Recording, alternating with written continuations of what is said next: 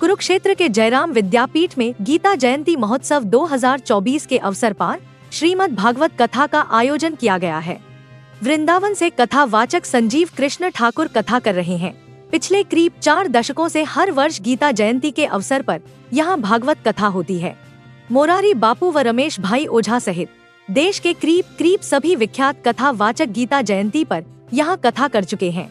पर पिता मिलेंगे, आप कौन हो?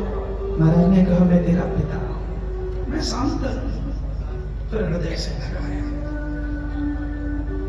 खूब रोए पिता। देवव्रत महाराज की कीर्ति, उनके यश, उनकी शूरता वीरता की चर्चा दुनिया भर में हो रही थी। वयस्क हो गए, यौवन आने लगा, पिता के बड़े भक्त, घर में चर्चा चलने लगी कि देवव्रत का विवाह कर दिया जाए। महाराज शांतनु की इस बुढ़ापे की संतान के लिए बड़े बड़े राजा चक्रवर्ती महाराज तैयार हो गए। कौन देवव्रत से विवाह न करना चाहे? यह घटना कुछ और घट गई। एकांकी जीवन जी रहे थे शांतनु, बिना पत्नी के जीवन जी रहे थे। सत्यवती नाम की कन्या को कहीं पर देख लिया और सत्यवती नाम की कन्या को देखकर महाराज शांतनु सत्यवती पर मोहित हो। ये भी ध्यान रखना, ये तो ज्ञान की भूमि है। सुख आता नहीं है, अनुभव करना पड़ता है। आनंद आता नहीं है, वो आएगा नहीं। किसी स्थिति का नाम आनंद नहीं है।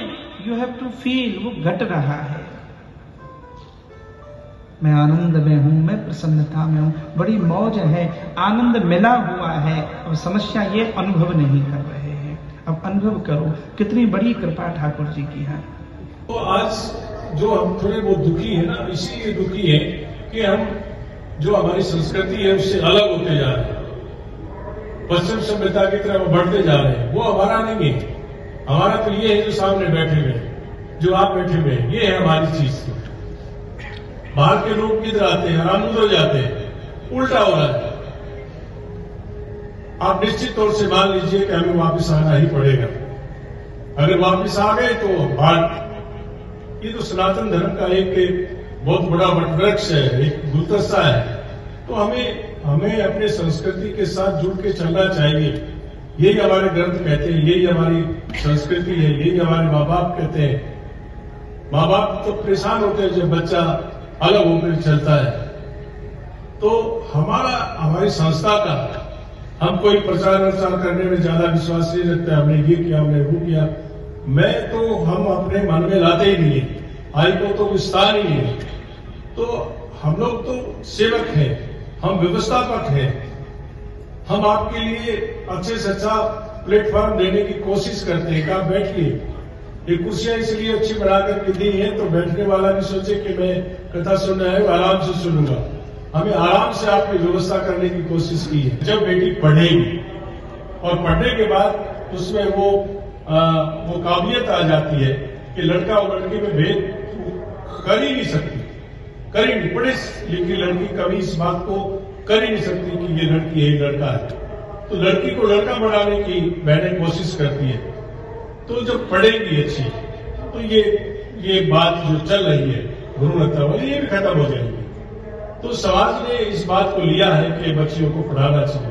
आज पूरी दुनिया में हिंदुस्तान की लड़कियों का नाम है, चाहे वो खेल में हो, चाहे वो कल्पना चावला जैसी लड़कियों ने पूरी दुनिया में हिंदुस्तान का नाम ऊंचा किया। तो तभी किया ना जब उसको आजादी दी पढ़ने की, आजादी दी आगे बढ़ने की, खुला आसमान दिया उड़ने के लिए। तो वो उड़ी तो हिंदुस्तान का पूरी दुनिया में नाम किया। तो हमें बच्चियों को पूरी आजादी पढ़ने के लिए, पूरी व्यवस्था उनको आगे बढ़ने के लिए, ये गीता जयंती इसी मकसद से हम लोग यहाँ आपके साथ मिल करके ये करते हैं कि हमारा समाज अच्छा बने। बस यही बात है। भगवान ने तो बहुत कुछ कहा है, आप तो वहां पहुंच भी नहीं सकते। और सारी गीता, सारी भागवत, सारा रामायण, सारे ग्रंथ तो हम नहीं ग्रहण कर सकते। लेकिन इतना जरूर कि 7 दिन में कोई एक छोटी सी बात कही होगी और वो आपको लगी हो तो उसी को आप अपना लीजिए। वही एक गीता का रस है, वही गीता का